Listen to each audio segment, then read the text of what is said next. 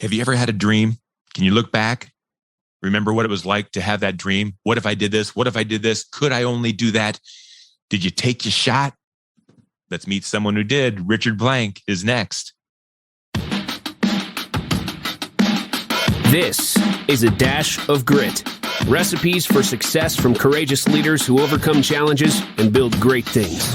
Now, podcasting from Spire to leaders in local communities like yours, here is Brian Leftlock. And let's get cooking. Folks, too often, people see success and they say, wow, look at that company. They just sprang up and look how wonderful they're doing and everything's great. And they don't understand all the pain and all the hardship, all the struggle and all the dreams and all the decisions that had to be made along the way. No business is an overnight success. It takes all kinds of stuff. In fact, a lot of businesses, you don't even know what they went through because they didn't succeed.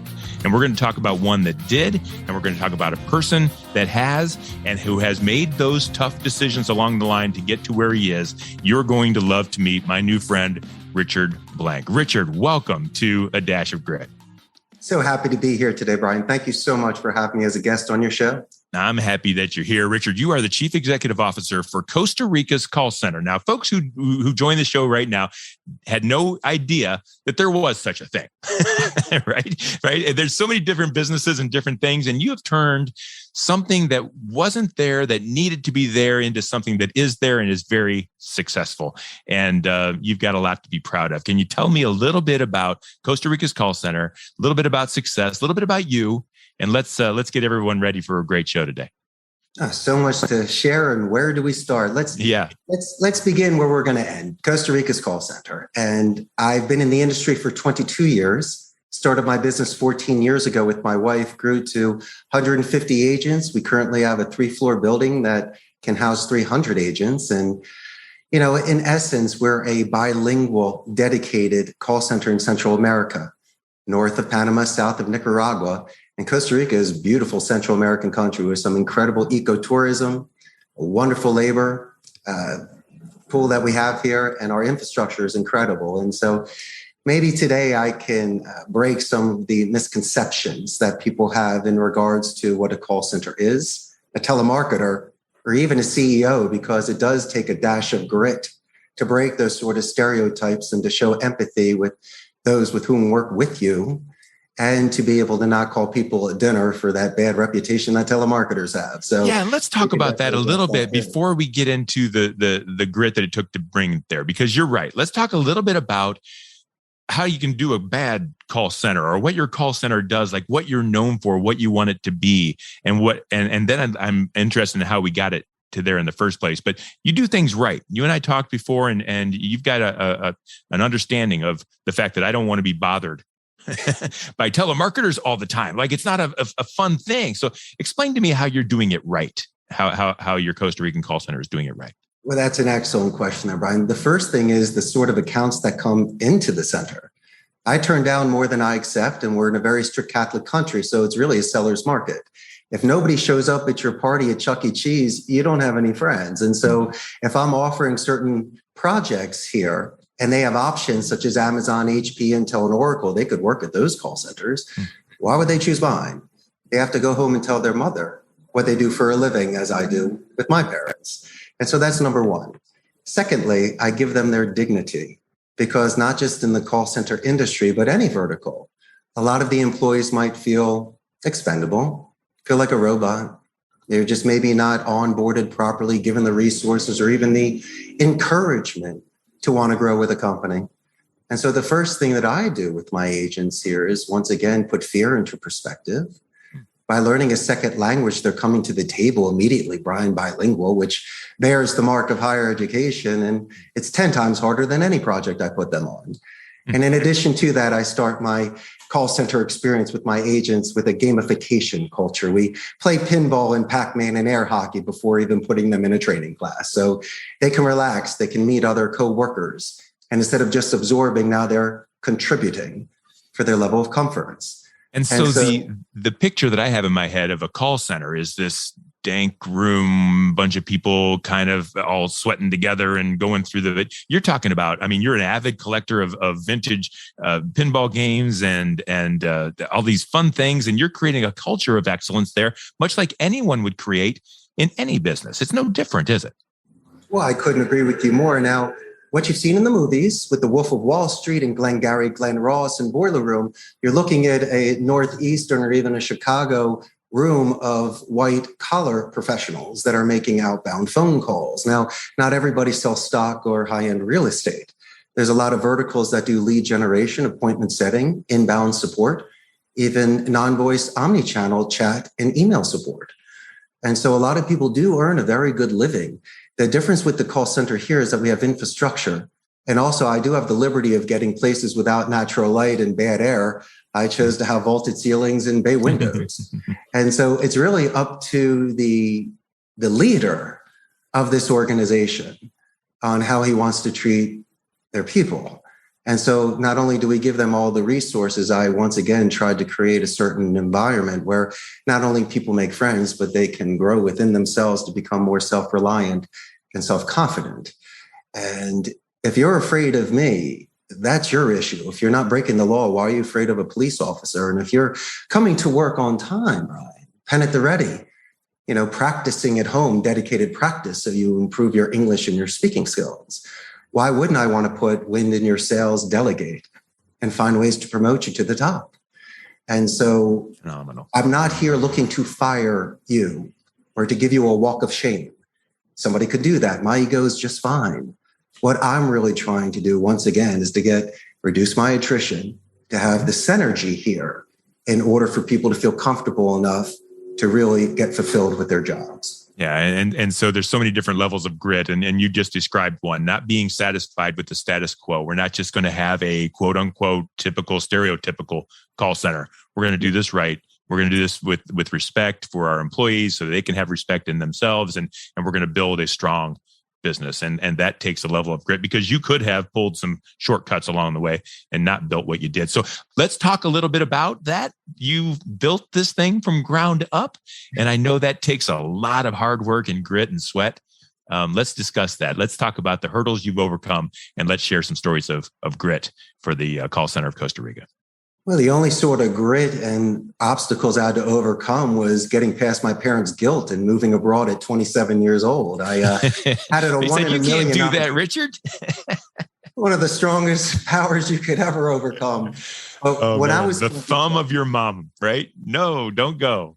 Well, here's the thing. Before even Costa Rica, I'll just go back even a little bit further. I grew up in Northeast Philadelphia. And when I graduated Abington High School in 91, I decided to double down on my favorite class, which was Spanish. So I went to the University of Arizona and was a Spanish communication major. So it just wasn't something that just happened overnight. I was almost preparing for my one in a million opportunity. And so grit is endurance, is having courage and the audacity to believe in your vision. And so once again, when friends were going to medical school and law school, studying engineering and architecture, I decided to, be a Renaissance romantic and study languages. And what sort of rate of return do you get? Well, I don't know. But this is what I did know, that I was marketable. And my great-grandparents that came over from Europe at the turn of the century, they learned English and were entrepreneurs. So really, it's about a nomad circle. And so I guess I convinced my parents enough to invest in my university studies. But while I was in college, Brian, I interned for Telemundo for 2 years in promotions and public relations for not only work experience, but once again, Spanish. And so when this opportunity came at 27 and a good friend of mine had a call center and said, why don't you come down for 2 months to teach English? I shed some skin that day. Yeah. And I realized that I had to make a very, very big decision to follow through on that sort of commitment I gave to myself at 18 years old. And so I really put down my parameters. I laid my plan out. And as long as I was getting some positive reinforcement from where I was working at, learning the industry and not getting in trouble, obviously, my family and my friends and my peers realized I was at the right place. Did you give up some stability? Did you give up some promises of a good life in America, doing things that your parents wanted you to do, doing things they thought you should do. Did you give up that stability for this, chasing this dream? Or was it pretty much a guarantee if I go and do it, it's going to work out great? Well, my good friend, as long, your parents can pitch you a wiffle ball over the plate. Depends on how you hit it. Yeah. Now, I could have dropped every single parent connection and networking that I did through college. But I decided to at least take a full 100% starting from scratch risk. Yeah. And I could have always clicked my heels and come home. So maybe I yearned for adventure. Maybe I just wanted to test myself to see if am I just a one-trick pony, or am I capable of doing something? And so when I was at my friend's call center, I did not start off at C-level. So I was with the proletariat. I was with thousands of Costa Ricans. And this is, during the early 2000s. So I was listening to them on the phone, speaking in a second language, intense concentration, converting calls, getting positive escalations. And to me, I saw the art of speech. It's almost like if someone writes in cursive. They were speaking beautifully. And I said, I think I can do this. And I also kind of have a home court advantage. And so after working at my friend's center for 4 years, I was confident enough not to know the industry inside and out. You learn that in time. But I saw areas in which to enhance the experience for the agent and for the client. And then when I started my business, I started slow, just started renting a space. And then I started building out a space, and then I bought a space. And so these were things that were done without a loan, without a mortgage, and slow and steady. So you and I could weather those storms. And listen, I can take grit all day long, but as long as I have supplies and resources, you're not going to smoke me out. I can stay there for a very long time. Yeah. And the way that you and I were raised by our grandparents during the Depression, you save your money and you're conservative and you're not, footloose and fancy free. When you close a deal, you enjoy yourself like I've done with machines. But you also have this sort of responsibility for job stability. And I had to make sure that my agents' reliance on me was something that they could feel comfortable with. And so you're a young man, you're on your own, you're in Costa Rica, you're doing things the way you think they ought to be done. Was there ever anything that happened along the way that made you think, okay, hold on, this isn't going to work? It was a good run, it was a good dream, but maybe not. Were you ever, at the risk of failure? When I was in my 30s, I realized that time is going fast, and I knew what my worth was and what I could earn per hour. The only thing was I couldn't compare apples really to anybody, and no one could write me out a map or a game plan. And so what I really had to do was just, once again, just be self-reliant on my own experience. And also no surprises. That I realized that when you are forthright with a client and you talk about the labor laws and the expectations, or if you can work through some sort of conflict with them, you have a much better foundation relationship with them to be able to move forward. And so, not saying it's being a big boy, but these are some serious responsibilities in regards to finances and contracts, which I never had experience with before. I was a marketer. I was a teacher. I was somebody that was still living in adventure in my late 20s and early 30s. And so, as I say, this is my first run. And if you ever, once again, allow fear or to second guess yourself, you're going to make very bad decisions. I do believe in, besides due diligence and research, you should also go with your intuition. And I believe in the philosophy of Wu Wei. So if there is no resistance, and something is happening naturally and you're getting some positive feedback from it, then you're at the right place. The sun is shining on you. You are going to grow. And as much as I say I miss my family and I'm 3,000 miles away, looking back at my decisions, I made some excellent decisions in regards to being fulfilled with my life. I married the girl of my dreams. I have a luxury trade. I've, over exceeded any sort of expectations I had on myself, because there was no checkpoints to this. I had no ways to grade this. The only thing I could really do was just say, go, Richard, go, and thank you very much for another day. So it was really just a daily sort of looking at myself in the mirror and just realizing that if the run ended, carpe diem, and I'm so proud of myself. for actually coming this far. But Richard, is it that easy? Can anybody do what you did? So you showed up in Costa Rica out of Philadelphia, started a new business. You have all these employees and doing all these amazing things. Can anybody just say, let's just go and let's just make good decisions? Like there had to be something about you that made this success. It wasn't all perfect, was it? And it wasn't all me. I mean, there's no way that I could have scaled without people that have been with me over a decade or believed enough in me to invest their time. I'm not an octopus. I can't wear 1,000 hats. I can't be in the kitchen and on the floor as well. Yeah. And so there had to be a time where I let go of the bike and allowed a supervisor to represent me, allowed the human resources department to interview for me. I could, once again, out of all those years working with these individuals, show them my style, my culture. But to grow to the size that I did, no. And if you don't have your own internal balance, how can you expand on others? There's no roots or branches there. And so once again, being a leader is dressing for it, showing up for it, being respectful, and following through on my word. I am a guest in this country. And a lot of Anglo-Sajones, they come and go. They start companies, they end companies, and they do their thing. I, once again, tried to represent not only the United States in the best light, but once again, the call center industry in Costa Rica by breaking bread with the people that work with me and walking the roads, being selective of the campaign. So to answer your question in a certain way, it is quite simple. Yeah. As long as you do things ethically, you follow the laws here, and you understand that there are things outside of the office that may affect someone's performance here. So if you take all of those things into consideration, it kind of just works itself out. It takes care of itself, doesn't it? And I'm wondering, Richard, from your experience, did it ever require grit to stay on the ethical path? There's lots of shortcuts out there, and you can make $1 billion over there and only 100 million over here, right? I mean, there's different levels of success, but sometimes you have to sell your soul for a few things. It didn't sound like you did. And I'm wondering if that was ever a tougher decision along the way where you had to show grit to stay the path. Of course. When I get phone calls from potential clients, and I pretty much check most of the boxes, except one, price. There's a lot of offshore centers in the Philippines and India that could do it for half my price.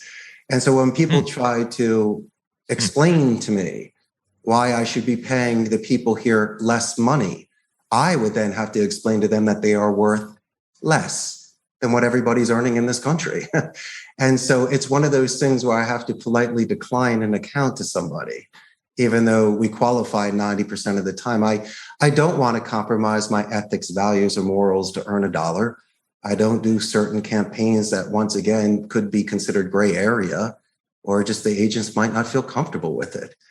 And so as much as I'd love to be 10,000 people at the moment, maybe my natural growth, where I could sleep at night and be in business for 14 years from my solid reputation, caused me to only grow to this beautiful size of 150, because maybe it is more custom made. It's more mom and pop. It's more bed and breakfast, where I get to know everybody and the clients realize they get that extra special treatment. So there was never really a forced fit. It's just me competing against Amazon. Okay, my grit. I will lose people from natural attrition, Brian, because either it's closer to their home, their boyfriend or girlfriend works there, scheduling conflict for university. And so I have to, in my mind, stand tall when somebody leaves me because of that, or even stand taller when somebody just leaves and doesn't even give a 2 weeks notice, when I myself have put so much energy and investment in them, which is my job. And it was my pleasure. When somebody is with me, they should be getting better. But I do expect a certain sort of mutual respect and courtesy, and just some sort of thing where I am responsible with my client right now. You're putting me in a position to be making a weird phone call Monday morning before they even had their coffee. But I am the kind of individual who will make that phone call and, tell what happened and have many solutions and make sure that it works out. And as much as this is a perfect world, once again, life happens. And there's a lot of outside factors in this office that I have no clue about. Yeah. And so once again, what I try to do is more of a preventative measure than a cure. Yeah. And you treat others the way you want to be treated, the way you want to be known, and things work out. It's the universal law. And that sounds that way. Now, another thing that happens, I think, in entrepreneurial growth is that we get so locked into our business. We become our business. It becomes us, and it'll eat us from the inside. And that requires some grit to get some life balance. And I'm interested a little bit in an aside here. You are a classic pinball avid collector of these machines. I see a couple of them in the background there. And I'm interested in your life balance. You're not just the CEO of the Costa Rican call center. You're Richard Blank, and you've got other things you're interested in too. Talk to me about life balance. I love my me time. Yeah. Because I wish I could do Eastern meditation. I just don't have the discipline or structure for it yet. But I wake up every day at 5:30 and work out for a few hours at my home gym. I also like to wash my convertible on Sundays. And you did mention my pinball machine. So there's always a pinball marathon. Okay. It allows me to put my phone away, Brian, and to decompress. Yeah. So it allows image streaming and letting my mind wander. And by walking away, sleeping on it, or pondering it, I can sometimes realize I overextended myself or didn't say enough. It allows me once again to come back with a much more level head and more relaxed in regards to any sort of situation. But if I didn't have the fidelity, if I didn't love what I do, there's no way I would have invested all of this time. I enjoy the art of speech. I enjoy the thesaurus. I like to talk about similes and expand vocabularies. I like to talk about diplomacy and strategy. And we study speech. We have a quality control department that listens to calls and grades them on KPIs, but I look more for soft skills. When an agent does a positive escalation and mentions a gatekeeper to a decision maker, or if they're spot on with their rebuttals and their timing, if they're getting their name dropped, it means that they connected and anchored with the person. If they're raking questions to make sure it goes from horizontal to vertical, to see areas of interest and stack open-ended questions, I see somebody dancing speech. They're not just going through the motions. They're not just plastic. They really are showing their essence, the raw desire of what got them into this in the first place. You were mentioning being a DJ back in the day, and I think that's cool because during the 80s was the best music. I'm sure you spun a lot of In Excess records. Oh, man. So, I had the long hair flowing and everything. Oh, yeah, absolutely. You had the people dancing in the middle of these things and participating and getting the crowd going and giving out prizes. And you almost were being the life of the party. Mm-hmm. And so what you and I are doing is we're really energy givers. We're communicators. What we try to do is to elevate the tone and to make it positive. And your audience has no idea the sort of work that you do prior to these recordings. Now, just on our own experience, there was at least a half a dozen emails going back. Yeah. We rescheduled because life happens and we really wanted to get together. Yep. Our first phone call, we couldn't get off the phone because we just kept talking about a lot of things. Yep. You know, I love Ohio. I mean, it's just, Brian, you bring this out in people. And you motivated me enough to give you a call because I love grit. I love John Wayne, where he wanted to die with his boots on. And to me, I just didn't want to disappoint people. I just wanted to make people proud. And if by having a fun adventure to talk about at cocktail parties, or my parents realizing that investment at Arizona paid off because I do speak a second language, then I guess everybody wins. But it might take 15 rounds to get there. You may lose a few rounds, but it's that person that can get off the mountain through the desert and over those seas that survive after their body is really given up. It's that inner spark that keeps them going. That's where I was at. Some people might say it was crazy. Well, then so be it. Mm-hmm. But Crazy Richard didn't really want to hurt anybody. All I wanted to do was, as I mentioned, fulfill a certain life goal. And that's the piece that I want people to remember, Richard, about you and about them. when they're building a business, when you're building a business, I think it's so important. You have to show less grit when that business can be about something that you're passionate about. It's something you love. I don't believe that we all just need to find something we love and make money at it. I don't know that that's doable, but we sure can love the way we do it. We sure can love the ethics we put in and the personality we put in, the way we treat our employees, and we can do things right. And I think if that can be the goal, your ability to see the art and the passion and see the growth in people, if that can be the goal, I think the money takes care of itself. I think the grit takes care of itself. I would rather fight, like you said, being on the field of battle. I would rather fight for something I believe in. Like, I'll die for something I believe in. I won't die for a business. I'll die for something I believe in. And I think that's true grit. Like, and congratulations for having that perspective. Well, let's talk soldiers for a minute. I don't like to hire mercenaries. As much as they are the best English, the best skills, they also could have the worst habits. Jump from my company to another when they get a higher price. There's no loyalty to a flag. I want the people that believe in Costa Rica's call center, that we're just not a transitional type of job. And I think that's very important that people see that. And, once again, when it comes to working with people, I feed families. And so when I get to see somebody's mother or their wife or their child that show up, I realize that there's a ripple effect to this. And when they thank me and say that their husband or wife or partner is so happy, or especially when their mother shows up, I'm going to say great things about them in front of their mom for 5 minutes. And it's just, and that's a gift that just keeps on giving. Why, Brian? Because maybe I'm the only boss that ever did that. Might be the only one that ever does. Not saying they don't deserve it, but every boss has an opportunity to play pinball with their agents and to thank their mother. Yes. And as much as I can offer you the bells and whistles here, I believe that those are the sort of things that give me a call center CEO boss gold medal. Good for you. Good for you, and good for never giving up on that, because I know it's a lot easier sometimes to take the shortcut and take the money, but good for you for building something big. So the Dash of Grit podcast is brought to you by Spire. Spire creates results-driven digital marketing and websites that help companies grow. Are you ready to break through the barriers that hold your company back? Take your growth higher with Spire. Learn more at spiread.com. Real quickly, we're coming towards the end of our time together. I'm wondering what's next. Where do you see in the future or on the horizon where Richard Blank is going to have to dig in and show some grit to make it over the next hurdle to come? Well, on my personal life, I'd like to do 2 things. I'd like to master the violin to impress my wife. And the second thing is to start writing my children's books. So I'm just going to have to find the courage to be able to begin those 2 projects. Okay. You still have to begin to learn the violin and begin to write? Is that where you're at?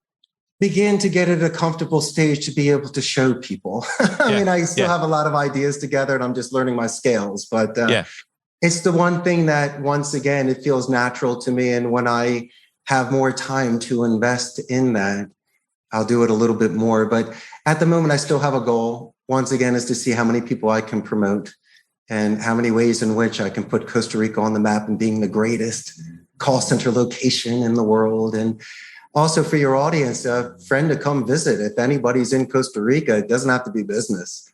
I'd love to make suggestions and to have somebody just come by and visit me.